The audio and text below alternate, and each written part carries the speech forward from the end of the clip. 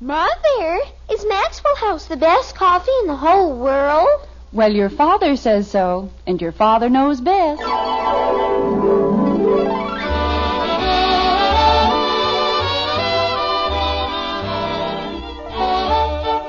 Yes, it's Father Knows Best, transcribed in Hollywood, starring Robert Young as father. A half-hour visit with your neighbors, the Andersons, brought to you by Maxwell House, the coffee that's bought and enjoyed by more people than any other brand of coffee at any price. Maxwell House, always good to the last drop.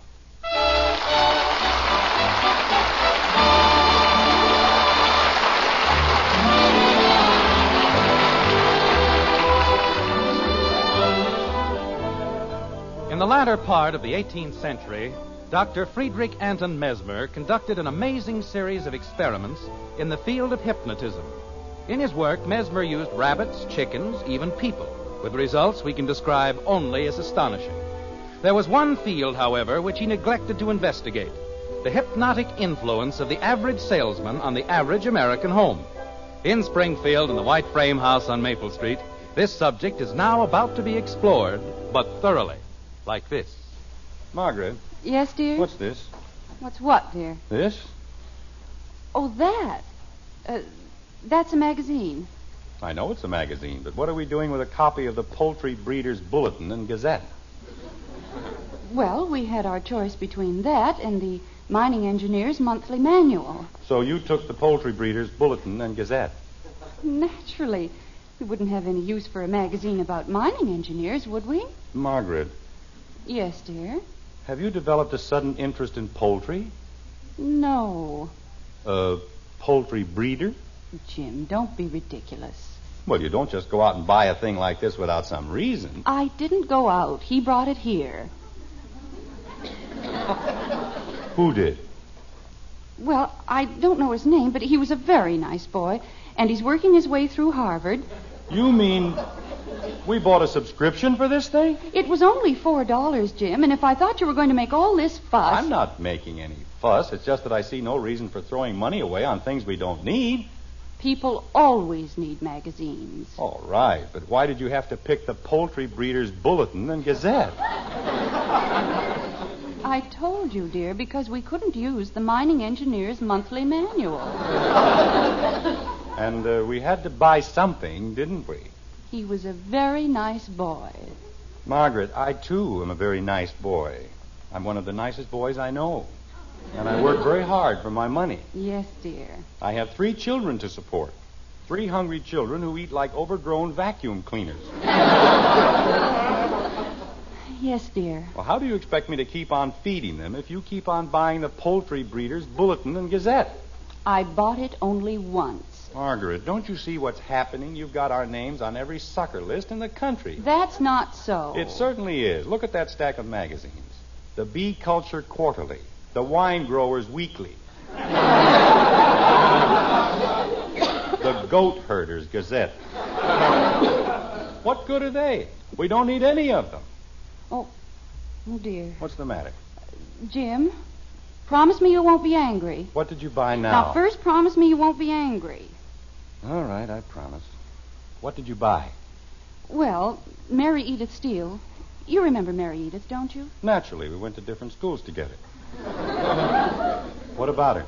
Well, she has a son by her first marriage, Howard Milliken. Her first husband's name was Milliken, and that's why Howard's name is Milliken and her name is Steele. Margaret. He's a very nice boy, Jim. Really, he is. Of course, it's too bad they didn't have his teeth straightened when he was young. Margaret. Yes, dear. What did you buy? I didn't buy anything. Good. Not really, that is. Margaret. I just gave him a deposit, Jim. And I don't have to pay the balance until it's delivered. Until what's delivered? The history of our feathered friends.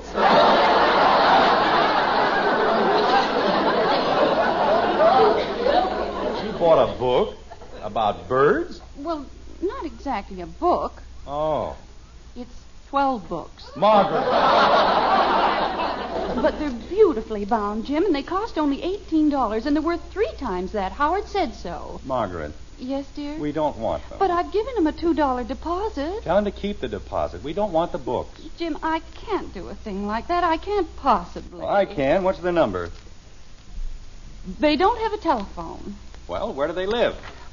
Jim, if I promise not to buy anything more, Where do they live? Hi, everybody. I'll never be able to look Mary Edith in the face again. Fine. Where do they live? Where does who live, Dad? Isn't as though we can't use the books, dear. You can't ever tell when you might want to know something about birds. I know everything about birds that I intend to know. Now, will you please tell me where they live? Who, Dad? You don't have to tell them a thing, Jim Anderson. I'll go over there myself this very instant. Good. Where, Mom? And I'll tell them exactly why we aren't going to take the books. You do that. Who, Dad? And don't be a bit surprised if no one in that entire family ever speaks to you again. That's all right, too. Fine thing. If you won't buy their silly books, they won't talk to you. Dad. What? Who? Who what? Who won't talk to you? Howard Milliken. Who's he? The boy who won't talk to me. And I'm just as happy. Attaboy. Say, Dad. Not now, Bud. I've just gone through a thing with your mother. But I want you to see something. Look at that, Dad. Do you know whose hand that is? Yours. Take it upstairs and give it a bath. It's Joe DiMaggio's. Does he know what's missing? The man said in his whole life he'd never seen a hand that looked more like Joe DiMaggio's. Fine. I hope you'll both be very happy. That's why I need the $2. What $2? For the glove. What glove? My new baseball glove. Like Joe DiMaggio's. Bud. Well, gosh, if you've got a hand like that, you can't use just any old glove, can you? Bud, who told you your hand was like DiMaggio's? The man who sold me the glove. Take it back. But the man said... Take it back. Holy cow. Mother! What if he won't take it back? Then what am I going to do? I already gave him $4. It's very simple. Give him $2 more. Where am I going to get it? Work for it. Or is it against the law to push a lawnmower with Joe DiMaggio's hand? And don't say holy cow. Gee whiz. Father, have you seen Mother? She went out. Where? She's going to give Howard Milliken the birds.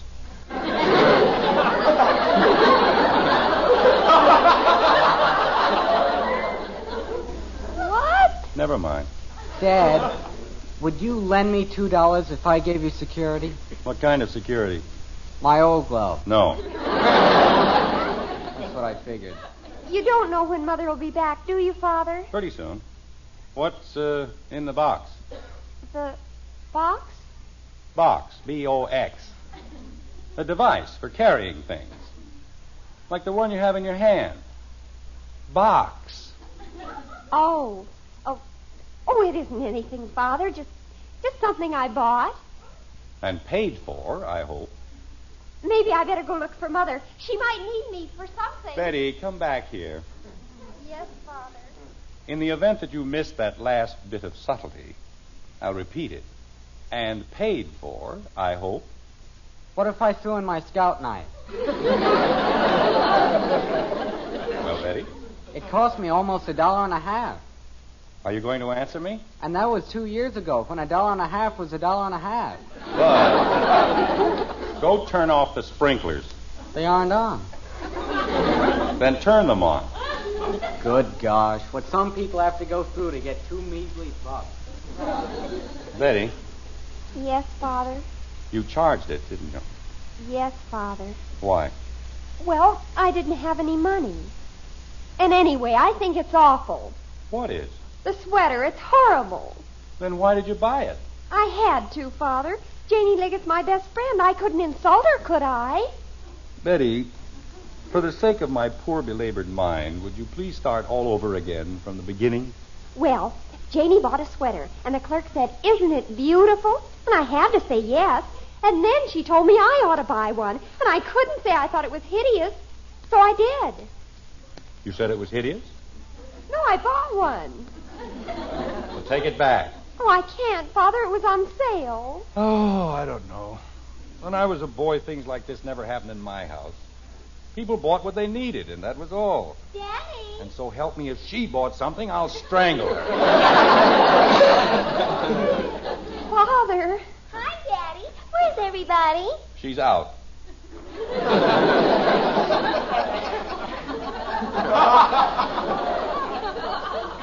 Where is it? Where's what? Whatever it is you bought. I didn't buy anything. Phew. Nobody told me to buy anything. Oh, that's more like it. But I will. Never mind. I never buy anything. You're the only one in this whole family with any sense. Anytime the doorbell rings, somebody buys something. They'll buy anything. The Goat Herder's Gazette, Joe DiMaggio's glove. I want to buy something. Oh, Kathy, stop it. Everybody gets to buy things except me. I never get to buy anything. Betty, make her stop it. Well, I don't know if I can. Kathy, please. Nobody has a family like this. Nobody else in the whole world. Hello. Hello, Jim. This is Gribble, J.P. Gribble. Oh, hello, J.P. Those group insurance figures still haven't come back from New York. Kathy, stop it. That isn't why I call. Jim, could you do me a favor? A big favor? Why, of course, J.P., if I can. What is it? Well, I have a niece, my sister's girl, pretty little thing, wants to make some extra money. Oh, well, you see, J.P. So she's going from house to house selling things, ringing doorbells, you know. I'll get it. Did you say something? No, J.P., that was just the doorbell. Oh, well, as I was saying, I've given her the names of a few people. Just a few, you know. And I consider it a great favor if you'd buy some of her things. J.P., I've just gone through a whole thing with my family about not buying things we don't need. Now, if I buy something... Just 2 or 3 of everything she's got, that's all. 2 or 3? Then, if you'll just bring everything over to me, I'll be glad to reimburse you. Oh, well, of course, J.P., I'll be glad to. Be a lot easier just to give her the money, but you know how it is. Proud little creature. Won't take a thing from me. Wants to earn it on her own. Well, I understand perfectly, J.P.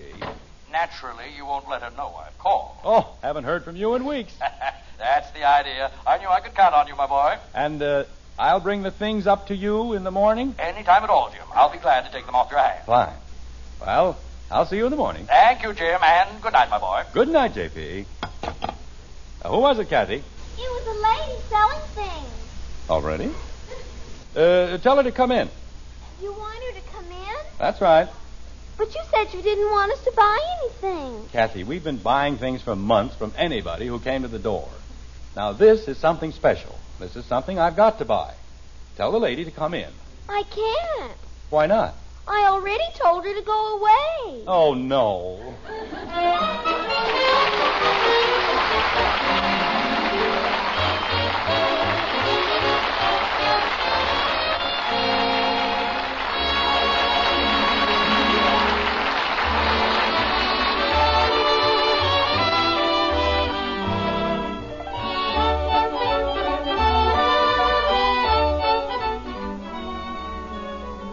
Now that's good coffee.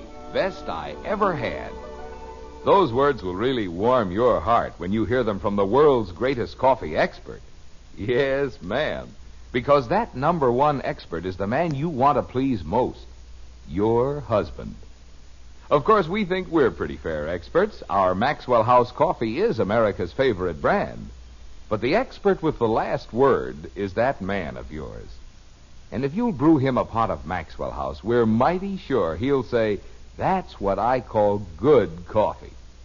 In fact, if he doesn't, we'll give you your money back. You see, we know there's no other coffee tastes like our Maxwell House, because no other coffee's made like Maxwell House. No other coffee has that wonderful good to the last drop flavor. So we'd like you to bring home a pound tomorrow.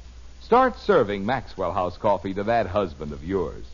And if he doesn't say it's the best coffee ever, why, you send us the can and unused portion, and we'll gladly refund the price you paid. Our address is right on the front of that familiar blue tin.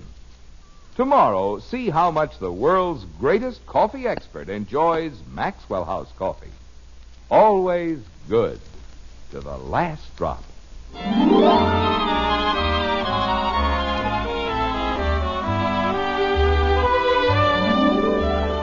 It's moments later on Maple Street, and in the white frame house occupied by the Andersons, there's a soapy whir of speculation.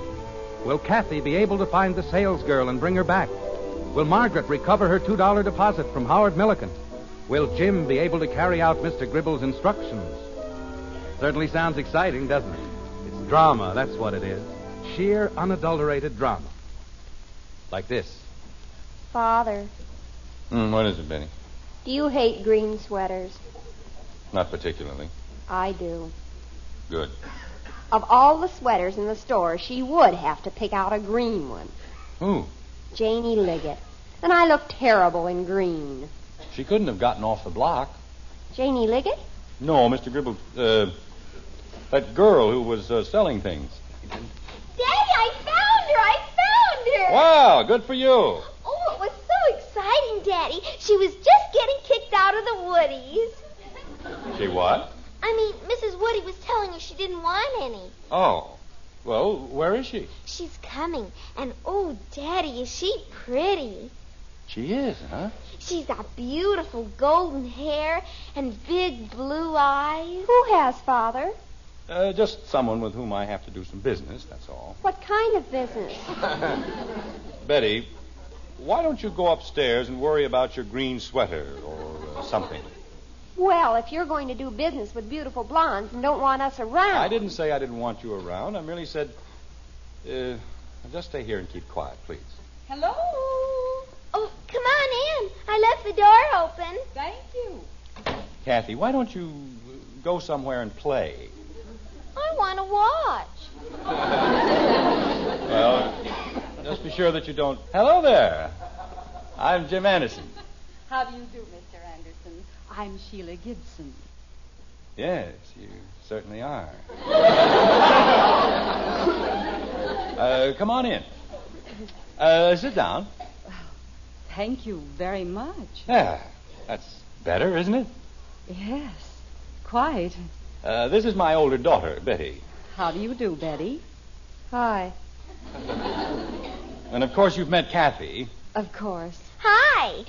She said you wanted to see me about something. Yes, I certainly do. We'd like to see what you're selling. Oh? For any particular reason? Well, of course. I'll probably buy something. We buy things here all the time. Is Mrs. Anderson at home? No, but we don't have to worry about that. Just trot everything out. Okay. What are you selling, anyway? Lingerie. What? Lingerie? What's that? Ladies' silk lingerie. Father! Well, there's nothing wrong with ladies' silk lingerie. Is there?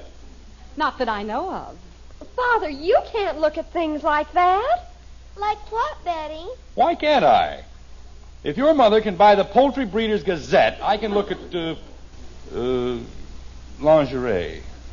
Now, let's see it. All right. Father, may I speak to you a minute? Later, Betty. Let's just get this over with first. Daddy, why won't you tell me? Daddy! This is one of our better garments, Mr. Anderson. It's pure silk and comes in the loose leg. I'll take 3. Just put it away. I'll take 3. Thank you. Did you have any particular size in mind? Yes, Mrs. Gribb, I mean, it's for a large woman, very large. About a 46? Father, that's a tent. Well, if it's the largest you have, it'll be fine. All right. Now, as a companion piece, we generally recommend this form-fitting... I'll take 3. Oh, but I want to explain. You don't have to explain. I'll take 3. In the large size? Yes, the large size. Oh. Say, Dad, how long do you want me to... Holy cow.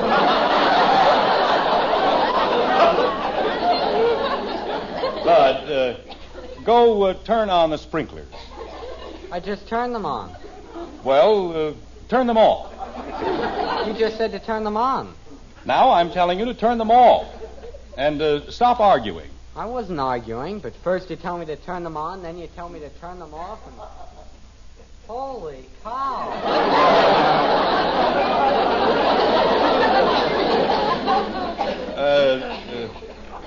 That was my son. So I gathered.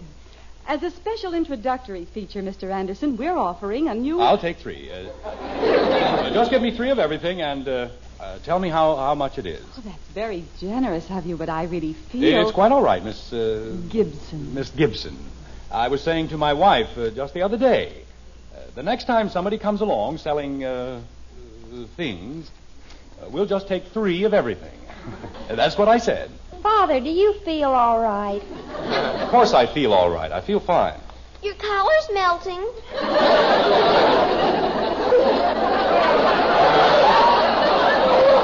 Never mind my collar. Why is your face all red? Well, it's hot in here, that's all. It's very hot. How much do I owe you? Well, it comes to $84, but that includes... Oh, Mr. Anderson, let me show it to you. You don't have to bother. Oh, but I want to. Tell me, have you ever seen anything more beautiful? It's fine, yes. Just put it away. Oh, Father, that's gorgeous.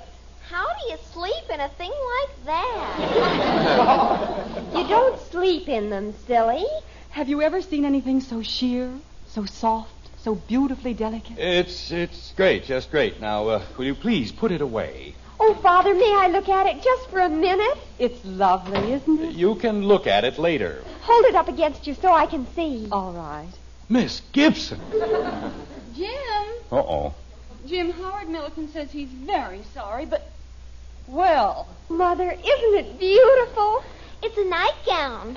Margaret, this is Miss Gibson. She, sells things. Doesn't she, though?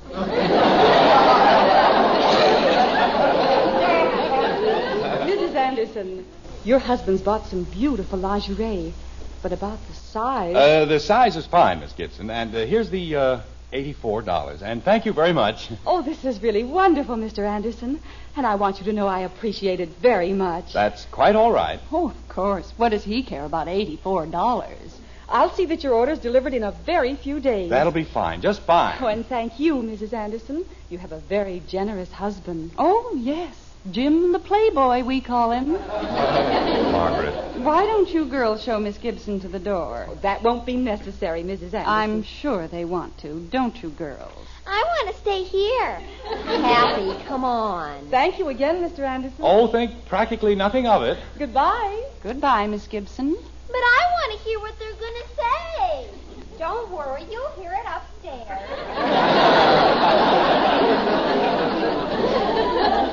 Well, Jim Anderson. wait till she gets out. She's out. You see, Margaret, I got a call from Mr. Gribble. In my own home. My own home to find you cavorting with that woman. I wasn't cavorting. I was buying stuff. Jim, how could you do a thing like that? Like what? Black silk nightgowns in my living room. She was holding it up, Margaret. She wasn't wearing it. She might just as well have been. What were you thinking of? Group insurance.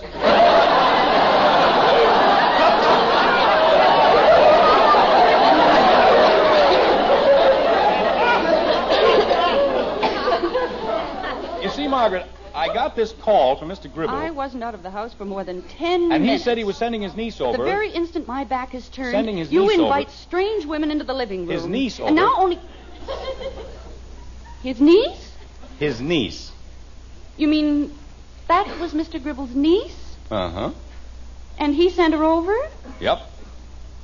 Oh. She's too proud to take money from her uncle, so he asked a few friends to buy things from her. For him. That's why I had to get everything so large. They're for Mrs. Gribble. Jim. Well, I couldn't say anything in front of Miss Gibson or the children. He doesn't want her to know anything about it. Jim, I'm so ashamed. Oh, that's all right, honey. We all make mistakes once in a while. But when I saw her with that black nightgown in front of her... Margaret, let's just forget the whole thing, shall we? What happened with our feathered friends? Howard says he can't do anything about it. He's already put the order in. I'm sorry, dear. Well, it just goes to show what happens when you don't figure things out. I knew exactly what to do, what to expect, and so it worked fine.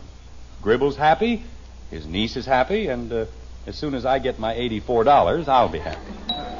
Jim. Just a second, honey. I'd better answer the door. If it's anybody selling anything, tell them we don't want any. Don't worry, Angel. I know just how to handle it. Hello. Mr. Anderson? Yes? I'm Amelia. My uncle, Mr. Gribble, said you'd buy some of my lifesavers. Lifesavers? I got all kinds of lifesavers. Sperma, peppermint, wintergreen. Oh, no!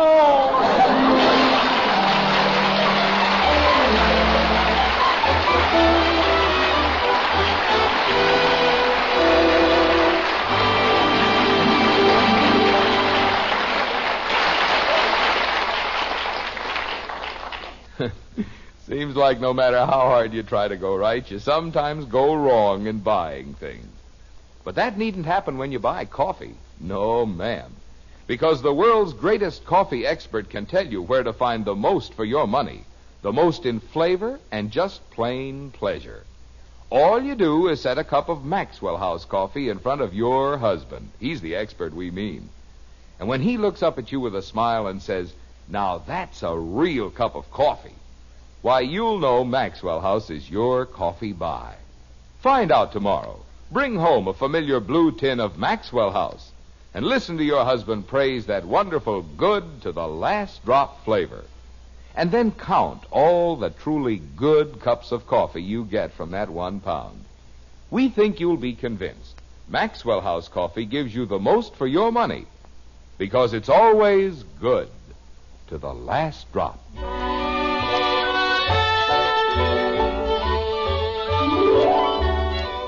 It's morning now and breakfast time in the White Frame House on Maple Street. There's a fragrant scent of coffee in the air, crisp bacon frying in the skillet, and Father burning in the breakfast room, like this. Books about birds can be very useful, can't they, dear? Yes, I guess they can be. Please pass the toast, Kathy. Here you are, Daddy. You know, in this light, the sweater looks fine, doesn't it, Father? Great. Butter, please. Say, Dad, you know what Joe Phillips said to me last night? I know, Bud. What did Joe Phillips say to you last night? Anytime I want to sell my Joe DiMaggio glove, he'll give me a $2 profit. Good. May I please have the sugar? There you are, Dad. Thank you. Well, things seem to have worked out very well after all, haven't they? Oh, yes, just fine. Pass the cream, please. Daddy, Yes, Kathy? what are you going to do with your black nightgown? Cream, please.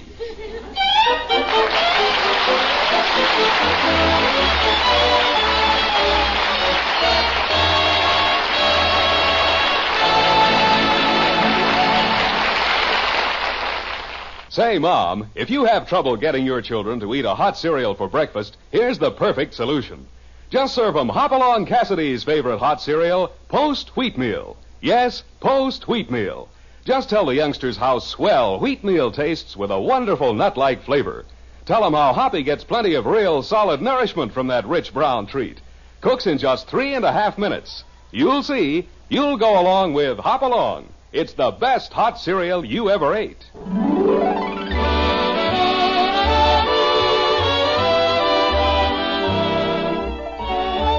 Join us again next week when we'll be back with Father Knows Best, starring Robert Young as Jim Anderson, with Roy Bargy and the Maxwell House Orchestra, and yours truly, Bill Foreman. So until next Thursday, good night and good luck from the makers of Maxwell House, America's favorite brand of coffee. Always good to the last drop. Father Knows Best was transcribed in Hollywood and written by Ed James. Now stay tuned in for Dragnet, which follows immediately over most of these stations.